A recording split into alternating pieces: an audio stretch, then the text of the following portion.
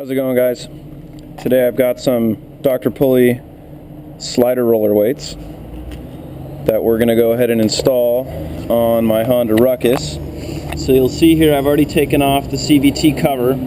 You just remove all the bolts. This guy comes right off, and we now have the whole pulley system exposed. What we're going to need to do is remove the front pulley. I don't know if you call this a pulley base or the fan or whatever it is. Sorry about that. I'm on a street. It's pretty noisy. You will need an impact wrench to get this off. You can't get it off with a standard wrench. So let's get into it.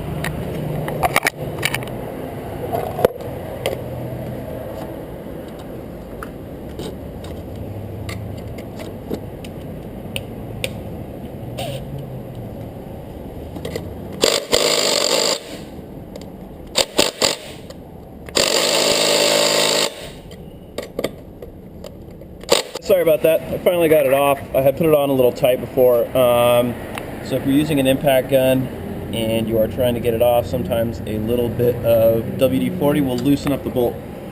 So we're going to pull this right off. Got two pieces here. I want to make sure that you keep track of the order that this is going to go back together. The belt, you can just pull over, and then your variator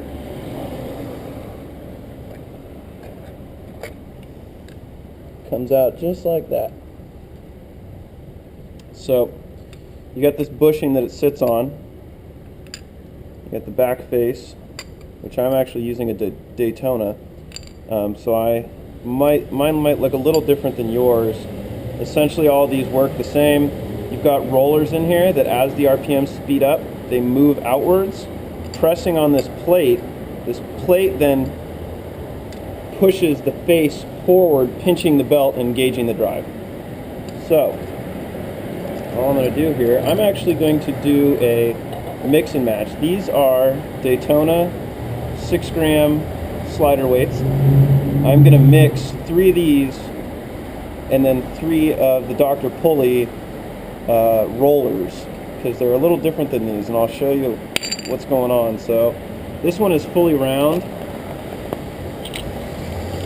and you'll notice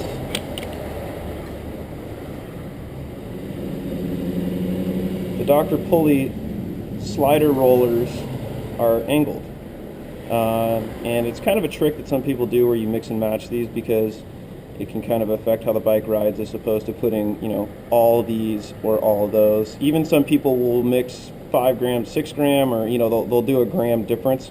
It just takes a lot of trial and error. So I'm going to do 3 rollers and 3 sliders.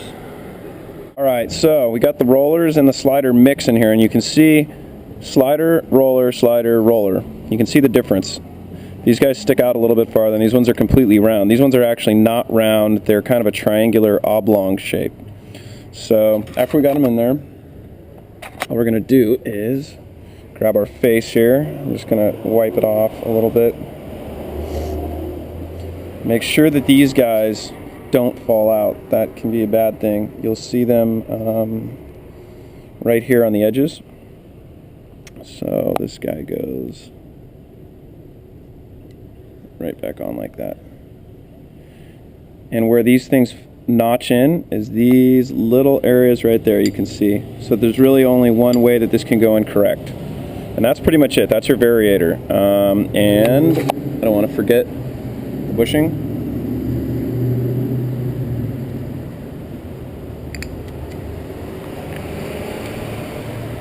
Okay, we're ready to put it back on.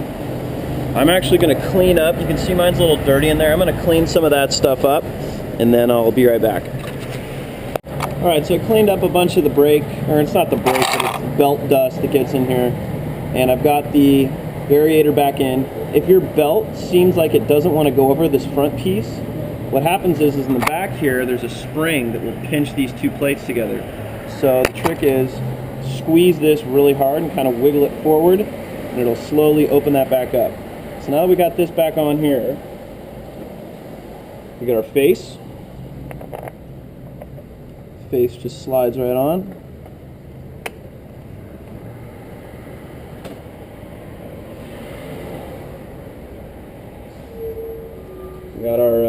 retaining clip here.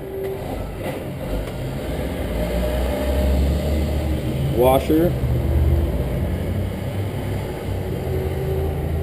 And the final bolt.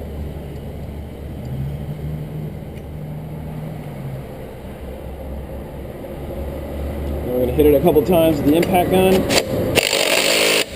We should be good.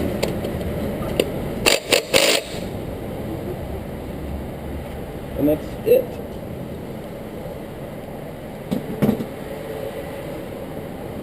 Now we just got to put back on our CVT cover, and we're ready to go test it out.